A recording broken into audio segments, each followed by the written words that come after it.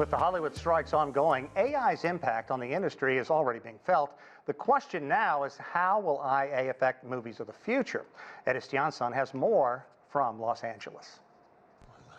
The latest movie sequel of Indiana Jones features a 35-year-old Harrison Ford created by computer-generated imagery and artificial intelligence. Ford, who is now 81, still had to act out the scenes with sensors on his face, a process that helped with the creative storytelling. But the possibility of his likeness being used in the future to recreate his character is not without issues. I can't imagine that will happen. I think there are barriers to it, both legally and that it just ain't gonna work. It won't work. You've got to have the contest there. You've got to be on a set with people saying, you know, this is not quite, yeah, what do we try? Let's do this, do that, do the other thing. Artificial intelligence is already playing a role in bringing a deceased artist back to life. In this case, Beatle John Lennon. AI software uses vocals from Lennon on previous recordings. I like the item to be the original item, and I know it's all about picking John's voice out and, you know, putting it into this, what's going to be the last Beatles song. And I suppose it's wonderful for the fans. But I don't know, I've got a conflict. I still haven't made my mind up about it. I'm very conflicted with regards to that. But I'm sure it's going to sound wonderful, you know. And I'm sure it'll go straight to #1 all over the world, whether I'm conflicted or not. Beatle Paul McCartney said there's a good side to it and then a scary side, and we'll just have to see where that leads. Fans across the world are ecstatic to hear the new Beatles song, but many are questioning its authenticity. As long as it's not AI creating something new, if it's the Beatles have created something and thanks to the technology that's available, it's bringing their creation to life, I'm fine with that. If it's an element of creating something completely new and passing off as the Beatles, then I'm not okay with that. But I can't wait to hear the song. I hope it's done tastefully. I hope it is bringing about something that they have created together, collaboratively, and the technology just makes it happen. Artificial intelligence, blurring the line between artist and computer. Edis Tianson, CGTN, Los Angeles. Yeah, wow. To discuss more impacts of artificial intelligence, we're now joined by Amr Awadallah. He is the founder and CEO of Vectara, a company that focuses on how businesses can use generative AI. Amr, welcome to our program. Man, I have a lot of questions. We know that some of the discussions going on in Hollywood do focus specifically on AI. You know, what's the possibility? Harrison Ford, if you had a chance to hear that story, of course, said, oh, it couldn't work or couldn't work. It can work, and it probably will work. You understand why these writers and actors say, look, we need to be taken care of financially. You can use me once, and then for the foreseeable future in films. Yeah, you're absolutely right. It will work. Maybe we had doubts whether it will work or not 2 years ago, but over the last couple of years, a number of significant improvements have taken place at a speed that we even us, those in the industry, have been very, very impressed by.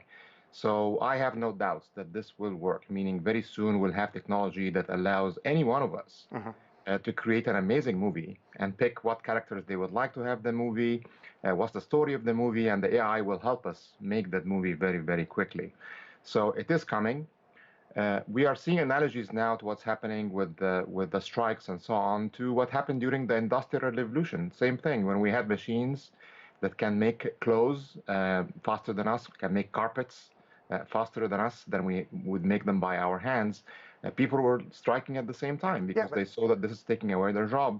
But we eventually, as a civilization, we know how to adapt and leverage these new technologies that make us a lot more efficient and productive.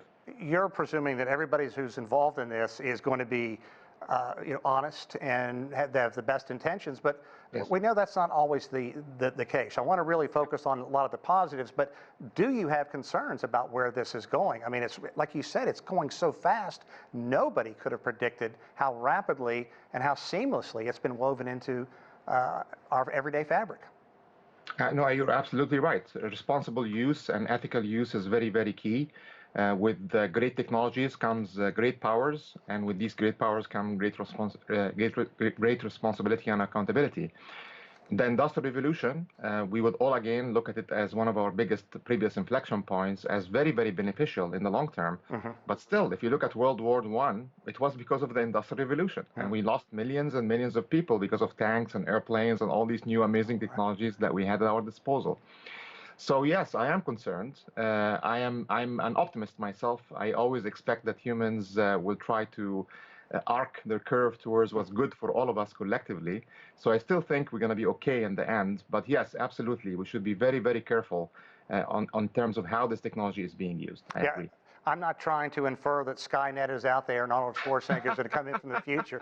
But let's talk about some of the positive impact on healthcare, the possibilities, just the information that now can be at physicians' fingertips. And we're talking life-saving, that we couldn't even imagine just 1 decade ago. Oh, absolutely. I mean, we are now getting very close to each one of us having in our pockets, meaning in our phone. In a couple of years, we'll have a doctor in our phone. And that doctor will be able to help us diagnose almost any condition that we have. Like the kind of stuff we saw in Star Trek, where they have this equipment that will diagnose you and tell you what's wrong with you. So the fact that now any one of us, anywhere in the world, will have access to such an amazing doctor that can help them diagnose the problems they have, there's no question that that's extremely, extremely valuable. So that's on the low end of things. On the high end of things, this AI technology is also helping us analyze and research conditions much quicker. Like AI played a very big role in how quickly we came up with the vaccines for COVID. Vaccines like that would take us years in the past to come up with. We came up with them in weeks and months. So yes, there is no question that there is a significant improvement in how this can help healthcare. And also when you look at a lot of countries, including the U.S., have said maybe we need to pump the brakes on this, slow down. It's certainly not available to all nations out there, but this increased access to education is. What about those underserved? Exactly. I mean, that's one of the things that makes me most proud and excited about this technology is the fact that we can serve communities of all types and shape a lot more better than ever before. So in the same way I said to you before, we can have a doctor in our phone now anywhere. There's many underserved communities where they just don't have enough doctors. They can't reach them, and they end up asking their uncle or aunt to help them diagnose a disease, and they know nothing about it, and they just maybe make the wrong recommendation for medicine here or there. Same thing with education. There is a very severe lack of good education around the world. There is many, many, many students everywhere. And now each one of these students, again, will have an amazing teacher on their phone, helping them learn about new material in the same style of our best teachers in the world, like that, for example, in the style of how Einstein would teach or how Feynman would teach. That, again, is very amazing.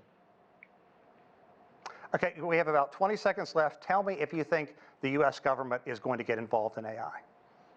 They will absolutely. They will get involved in regulating AI, and I think that is welcome and important.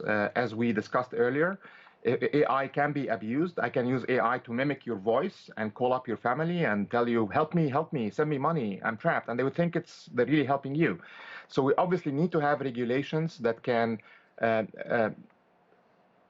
help us avoid bad actors using this technology in a way that is negative for society. That is very, very important, and that's what I look at all governments to help impose regulations around. I think I just heard a large portion of the U.S. groan when we talked about Congress getting involved, but I see exactly where you're going with that. Amr Awadallah, thank you so much. We appreciate it. It's my pleasure. Thank you for having me.